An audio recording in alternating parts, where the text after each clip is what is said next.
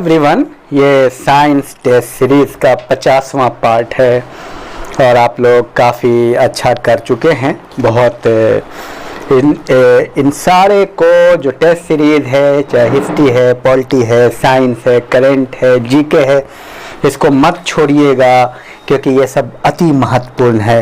Exam में पूछे हुए हैं या पूछे जा सकते हैं। एक मतलब हर एक एग्ज़ाम में IAS, PCS, group C, SSC, banking, railway और आर्मी, पुलिस, यहाँ पूछे गए प्रश्न हैं या पूछे जाएंगे। और सबसे बड़ी ख़ास बात यह है, सिस्टमेटिक तरीके से हम आपको प्रस्तुत करते हैं। चलिए पहले प्रश्न का उत्तर लेते हैं। 49वें का, मेघालय नोकरेक जैव मंडलीय क्षेत्र मेघालय में है। दूसरे प्रश्न का उत्तर है जैव सुरक्षा समझौता, कार्टाजेना प्रोटोकॉल जैव सुरक्षा समझौते से है। और तीसरा प्रश्न है कर्नाटक, राजीव गांधी राष्ट्रीय उद्यान कर्नाटक में है। चौथे प्रश्न का उत्तर है Dachigam national park, Keoladeo national park जो साइबेरियन सारस आते हैं, केवलादेव नेशनल पार्क में आते हैं।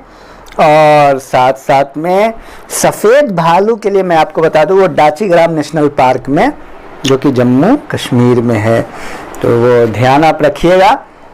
5वें प्रश्न का उत्तर है 1986, बहुत मशहूर है, नीलगिरी जैव मंडलीय क्षेत्र, बार बार आया हुआ प्रश्न। ये सारे प्रश्न विभिन्न एग्जामों में आ चुके हैं। और छठा प्रश्न है नंदा देवी 1988, सबसे पहले नीलगिरी है जो 86 में है, नंदा देवी 88 में। और 7वें प्रश्न का उत्तर है ऑर्थोपेडा, ऑर्थ्रोपोडा जो है, जो क्या कह रहे कि ये क्लास जो है सबसे ज्यादा पाई जाती है जमीन पर, ऑर्थ्रोपोडा।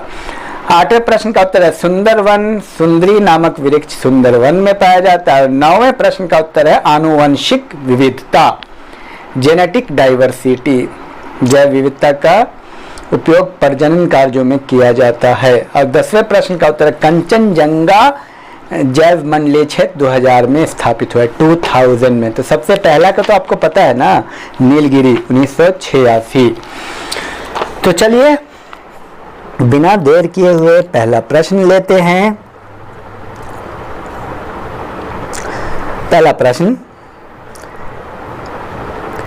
प्रकृति एवं प्राकृतिक संसाधन अंतर्राष्ट्रीय संरक्षण संघ द्वारा प्रकाशित पुस्तक कौन सा है?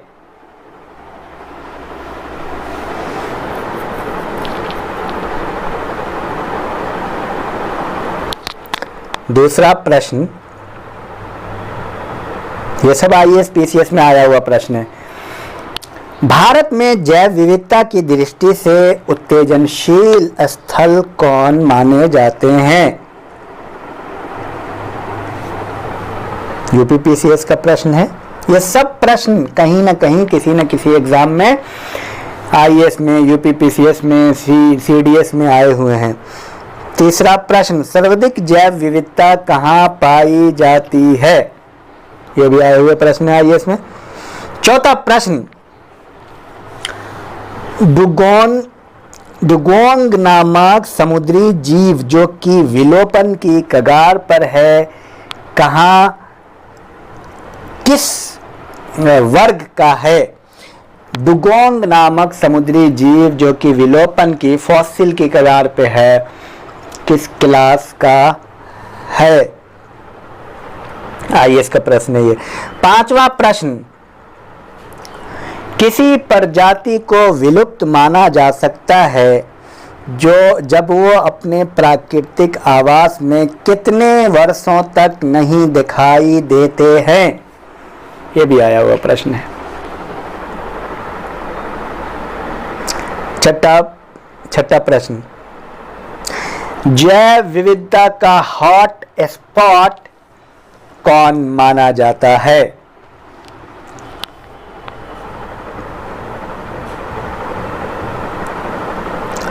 7वां प्रश्न,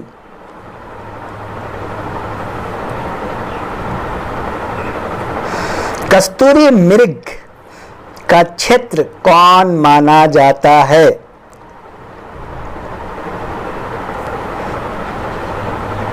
आठवां प्रश्न, डॉक्टर सलीम अली किस क्षेत्र से संबंधित ख्याति व्यक्तित्व हैं?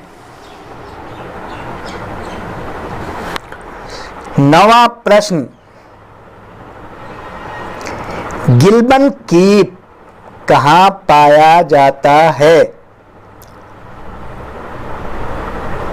10वां प्रश्न, श्याम मृग किस क्षेत्र में पाया जाता है?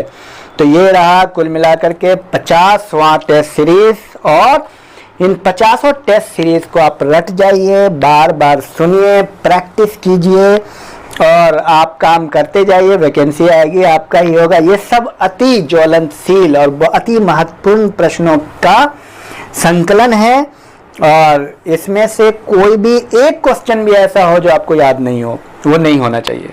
आप ऐसे तैयारी करें। और चलिए फिर मुलाकात होती है 51वीं वीडियो में, इसका आंसर देखेंगे।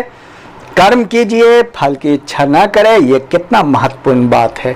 अरे आप कहेंगे कि फल की इच्छा क्यों ना करें? अरे एक बार ना लक्ष्य निर्धारित आप करते हैं तो बार बार सोचेंगे कि आज हमने सोचा आईएएस की तैयारी करें और आईएएस बनना है, तो क्या दूसरे दिन आईएएस बन जाएंगे? एक बार आपने लक्ष्य तय कर लिया तो फिर आप करते रहिए, करते रहिए, करते रहिए।